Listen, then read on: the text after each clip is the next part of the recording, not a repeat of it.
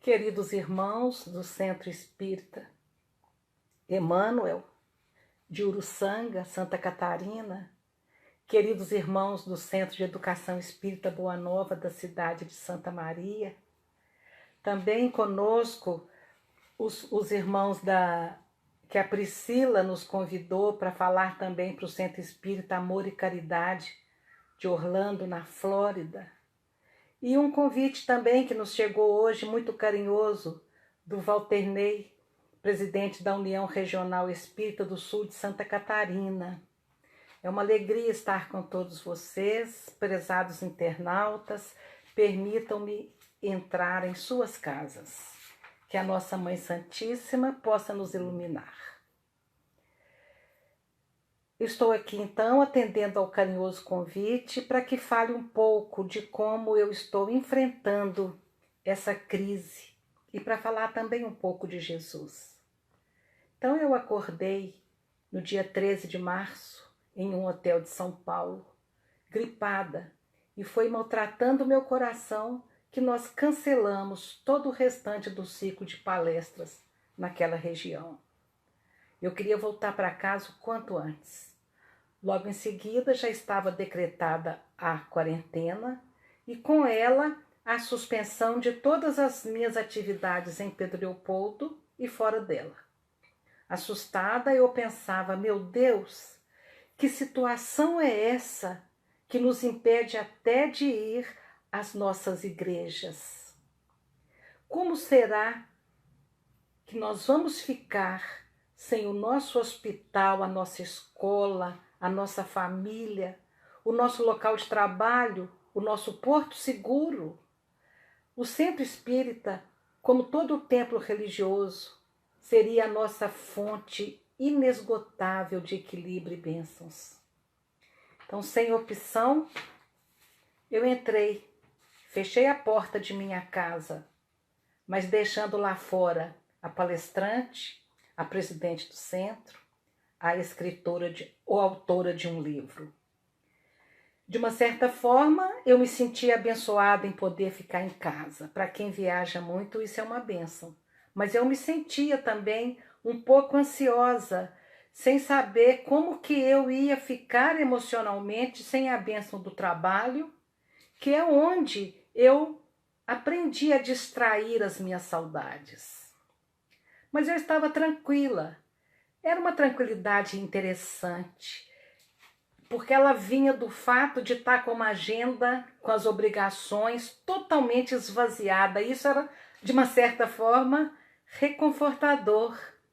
Então, esse esvaziar de tarefas que desde a década de 80 ressignificaram minha vida, esse esvaziar de tarefas deu lugar a uma organização de gavetas, uma organização de todos os compartimentos da minha casa física, mas também da minha casa mental.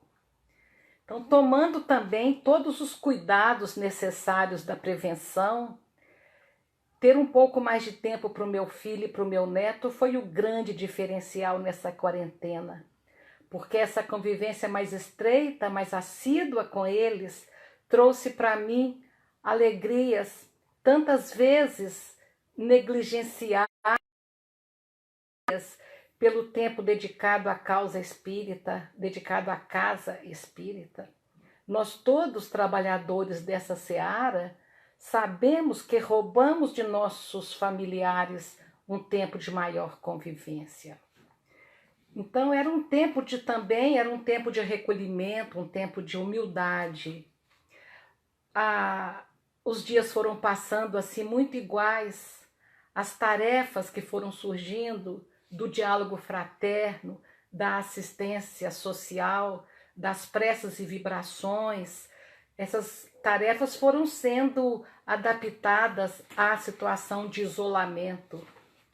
E quando eu aceitei o convite para começar esse trabalho, né, nesse tipo de conexão, eu saía, de certa forma, da quarentena em que eu me encontrava. E quando eu aceitei, eu percebi que haviam se passado exatamente 40 dias de quarentena. alguns dias maravilhosos, outros bem difíceis. E eu ri ao associar os meus 40 dias de quarentena à simbologia dos 40 dias do deserto. A narrativa do deserto, em vários textos bíblicos, nos remete a esse mergulho num deserto interior e principalmente se refere, segundo os teólogos modernos, a um tempo de transformação. Para a teologia, Jesus, na experiência do deserto, entra homem de Nazaré e sai o Cristo, o ungido, o ser iluminado. Então, estar no deserto se revela como símbolo de o estar só. Só, que é no silêncio que ouvimos a eloquência ensurdecedora das nossas aflições, das nossas carências, das nossas necessidades ignoradas, das nossas mágoas, que nem sabíamos que ainda estavam lá. Então é por essa razão, desse deserto, desse mergulho no interior, que para muitos de nós, a quarentena tem sido um suplício. Muitas pessoas preferem a fuga a ficar sozinho e buscam a fuga tomando atitudes como pega o telefone para falar para alguém, pega o Face, fica no meio, procura ficar no meio de muita gente. É aquela situação do quem diz eu odeio ficar sozinho. E isso, o odeio ficar sozinho, pode ser traduzido como odeio ficar comigo, odeio ter que me enxergar, odeio ter que ver o que há dentro de mim.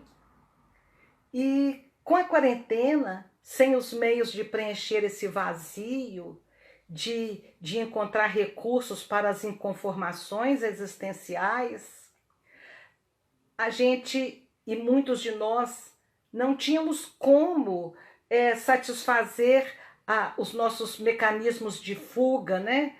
Comemos, compramos, consumimos, vamos para a academia, vamos para o salão de beleza, viajamos, reunimos pessoas, fizemos happy hour, um tanto de coisa, menos ficar sozinho.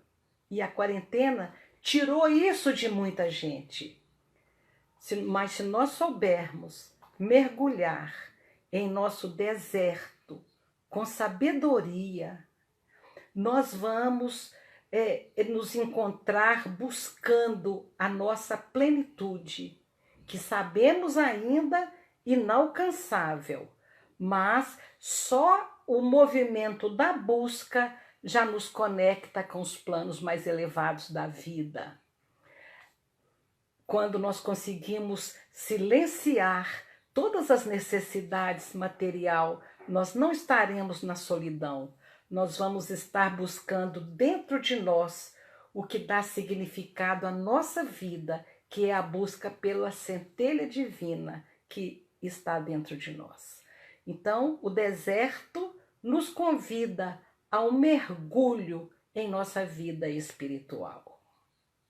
A minha ida para o deserto, ou a minha vinda para o deserto doméstico, na verdade, eu me encontrava no meu oásis, no meu precioso oásis. O meu deserto, ele estava nas salas de espera dos aeroportos, ele estava nos corredores vazios dos hotéis, ele estava nas noites solitárias. Mas era um deserto, esses de minha viagem, era um deserto bem amenizado pelos encontros fraternos, amorosos com os anfitriões, com os irmãos das casas espíritas que nos recebiam com um carinho tão imerecido. Então, nesses tempos de pandemia, eu me pergunto como se sentiam as pessoas que a nossa amada doutrina irmana e liga com profundos laços de afeto e confiança. Estaríamos nós todos aproveitando o conhecimento que a doutrina nos deu, um conhecimento tão privilegiado que nos dá todas as condições de compreender as dores e as dificuldades da vida. Então eu pensava em tudo que o Espiritismo tem nos elucidado do Evangelho de Nosso Senhor Jesus Cristo, todo o sentido da vida, toda a questão de por que sofremos, o que viemos fazer aqui, tudo isso que a gente aprendeu ao longo de semanas, meses, anos e até décadas de palestras, nós fomos aprendendo tudo isso que pode agora, neste momento, alicerçar a nossa confiança, a nossa coragem para esses momentos. E eu pensava, como professora enérgica que fui, que talvez não era o tempo de continuarmos assentados, ouvindo novas palestras, esperando novas palestras nesse momento. Eu achava que era como esperar que alguém viesse nos dar uma cola durante a nossa prova, para que a gente saísse bem na prova do Covid-19. Mas, por outro lado, nós fomos colhidos tão abruptamente com a necessidade de isolamento que estamos todos necessitando de alguns lembretes, como uma revisão tardia de matéria em plena prova. Eu recebia várias mensagens, telefonemas, e-mails de companheiros de doutrina que eu conhecia ou até que eu nem conhecia, dizendo: eu estou perdido, eu estou precisando de trabalho, eu preciso de passe, como é que vai ficar meu tratamento espiritual? Eu não consigo ficar sem ir na casa espírita. E eu pensei nos companheiros de doutrina. Quem somos nós, os espíritas? Então, muitos procuram o espiritismo apenas pela inquietude espiritual, pela busca filosófica de respostas para as intricadas questões da vida e da morte. Outros procuram o centro espírita para a compreensão, educação e equilíbrio de seus dons mediúnicos, a prática mediúnica. E grande parte buscam a casa espírita como assim, almas desiludidas, em busca de si mesmas, em busca da própria espiritualidade, em busca do Consolador prometido por Jesus. São os mendigos de luz, que em última análise somos todos nós. Então, não poder frequentar o centro espírita neste momento abalou o emocional de muitos de nós. Estarmos privados daquele santuário de bênçãos, de estudo, de convivência saudável, das reflexões gostosas em torno das lições de Jesus, estar privado disso e ficar perdido, onde que eu vou renovar as minhas forças? Onde que eu vou, como que eu vou abastecer as minhas energias? Então, diante disso, o lembrete que eu trago é que a casa espírita não é somente a construção física, mas é também uma edificação espiritual, que na verdade é a origem de todas as legítimas realizações do nosso crescimento, segundo o venerando espírito Bezerra de Menezes no prefácio do livro Dimensões Espirituais da Casa Espírita, da Sueli Caldas Schubert. As portas do centro espíritas estão fechadas, e isso é muito triste. É muito triste verem fechadas todas as igrejas, todas as lojas, toda a vida, né? Tudo parado. É muito triste ver isso. Mas o centro espírita, estando fechado, não é barreira para a proteção espiritual, que na verdade está ali edificada por sublimes mensageiros, né? Então a visão espírita nossa, enclausurada nos limites acanhados do corpo físico, não consegue vislumbrar os cenários espirituais magníficos que se registram ali. Mas nós podemos entender que é assim e nós podemos compreender que tudo vai passar e que nós não estamos sozinhos. O centro espírita está fechado para a matéria, mas nós não somos matéria, nós somos espíritos. Nós não somos o corpo físico. Não é o nosso corpo físico que está sendo amparado, abençoado, consolado. É nós, alma.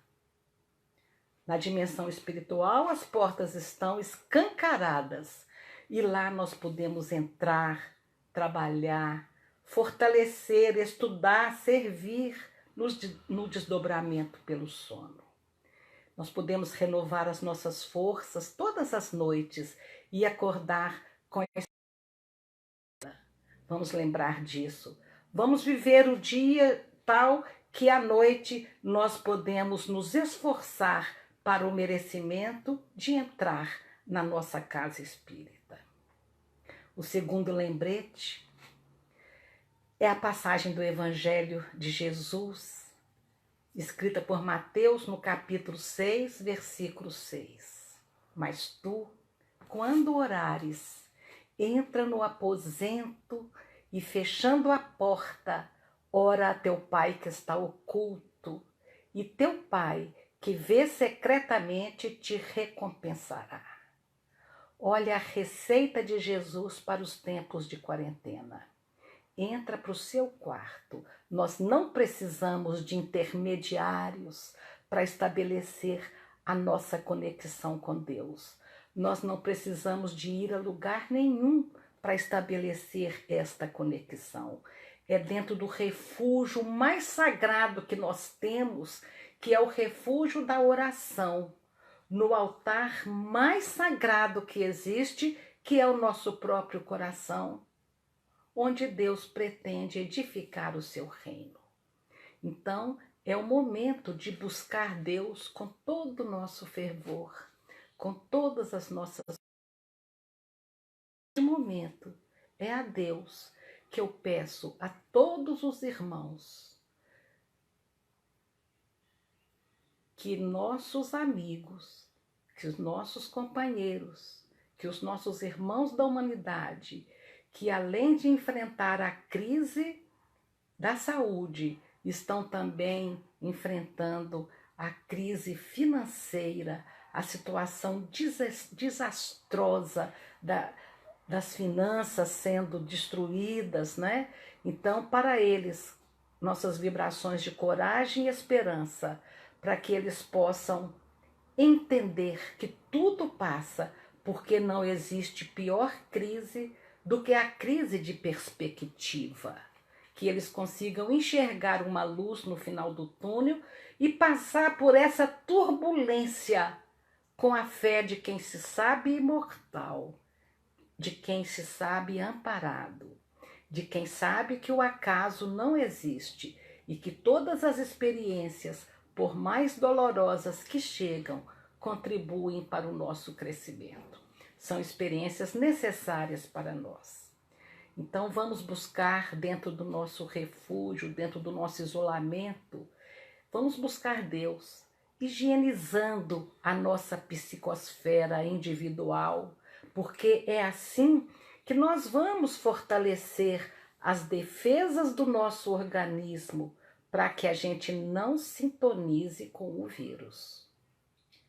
A prece, em qualquer circunstância, estabelece essa conexão instantânea com os planos elevados da vida. Eu lembro e trouxe para nós o belíssimo poema de Alta de Souza. Meu irmão, tuas preces mais singelas são ouvidas no espaço ilimitado, mas sei que às vezes choras consternado ao silêncio da força que interpelas. Volve ao teu templo interno abandonado, a mais alta de todas as capelas, e as respostas mais lúcidas e belas hão de trazer-te alegria, e deslumbrado ouve o teu coração em cada prece. Deus responde em ti mesmo e te esclarece com a força eterna da consolação. compreenderás a dor que te domina sob a linguagem pura e peregrina da voz de Deus em luz de redenção. Isso é maravilhoso e alimenta a nossa alma. A Alta de Souza diz para a gente voltar para dentro desse templo interno abandonado, que é o nosso interior, que é o nosso coração. Então é hora de ouvir o convite da vida, e não o Covid, para esse mergulho interior. E ao nos depararmos com a nossa pequenez, ao nos depararmos com a imensa fragilidade humana que podemos encontrar no nosso interior, nós saberemos que vamos precisar de muito esforço para vencer as nossas próprias dificuldades, as nossas próprias lutas. Eu me lembro que foi exatamente aqui, eu consultei meus escritos, no dia 3 de fevereiro, um pouco antes do isolamento, a gente apresentava no Luiz Gonzaga reflexões sobre crises. E eu dizia, olha gente, o nosso objetivo aqui nessas reflexões é sempre compartilhar o pão da vida que nos fortalece, porque é aqui que nós vamos conseguir receber subsídios para enfrentar os desafios da vida com equilíbrio e sabedoria. E a religião está em nossa vida com a função de não nos deixar perder o foco do que viemos fazer aqui na Terra. E com certeza, sendo a Terra um planeta de provas e expiações, nós estaremos volta e meia sujeito a alguns desafios, né, para que a gente pudesse exercitar o que já aprendemos, né? Então, a grande obra que cada um de nós traz ao reencarnarmos é este trabalho interior, a grande missão que cada um de nós veio para realizar será realmente em nós mesmos. Primeiro, é desenvolver o potencial divino colocado em nosso coração pelo Senhor da vida em forma de uma centelha. E hoje nós queremos voltar a relembrar essas reflexões feitas em fevereiro, porque nós passamos por momentos que a gente acha que são simplesmente só horríveis, quando na verdade as crises, elas trazem no seu conceito o significado de momento de mudança, de alteração. Mesmo que seja uma adversidade ou um acidente, a crise é sempre nos dando a ideia de que algo é passageiro. E nós vamos conseguir encarar esses momentos como momentos muito ricos, a nos dizer que a vida nos oferece situações incríveis para a nossa redenção. E nós devemos e sabemos e podemos olhar esses momentos com o olhar da esperança. Muitos sentimos medo, revolta, desânimo, mas crise significa momento de decisão, de escolha, mesmo na experiência difícil, é um momento de discernir, de separar, de decidir, de julgar, de distinguir. Isso que é o sinônimo da palavra crise, segundo os estudos do incrível Arthur Valladares.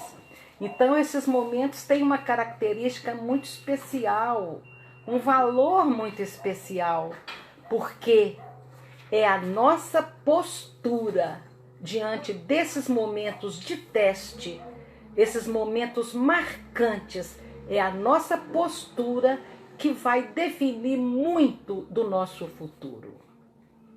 Como se nós estivéssemos diante de uma encruzilhada que sobe e uma encruzilhada que desce.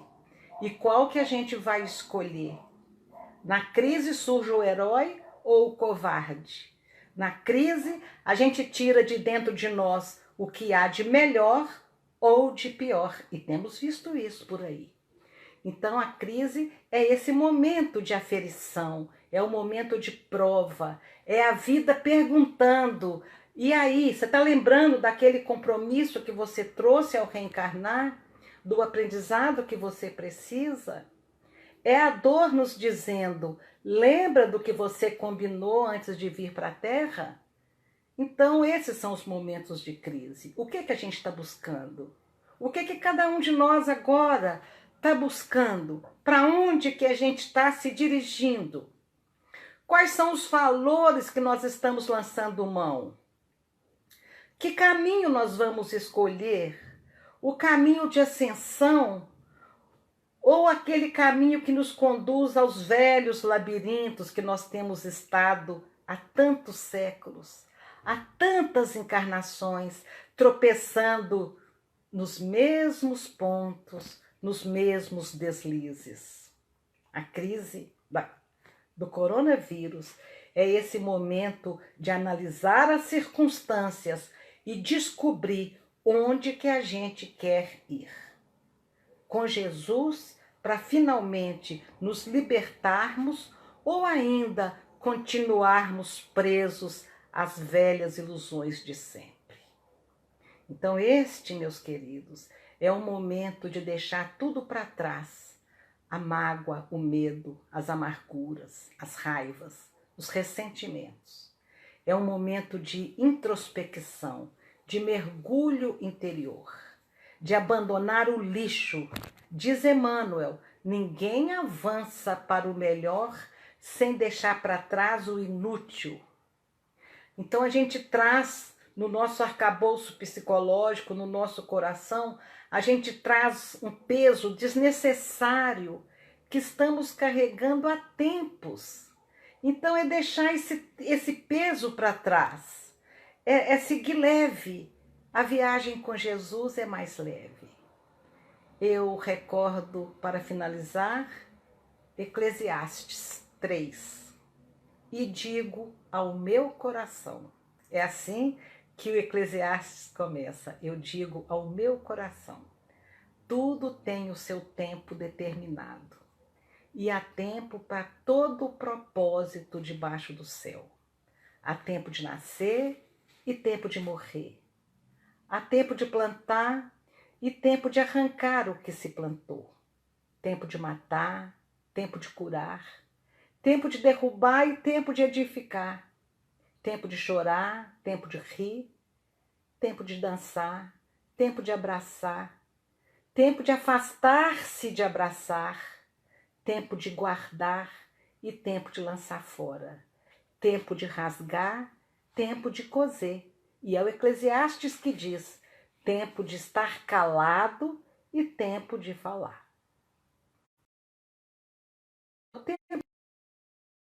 Vamos passar por esses tempos da melhor maneira que pudermos. Tudo passa e isso também vai passar. E finalizando, eu deixo uma questão.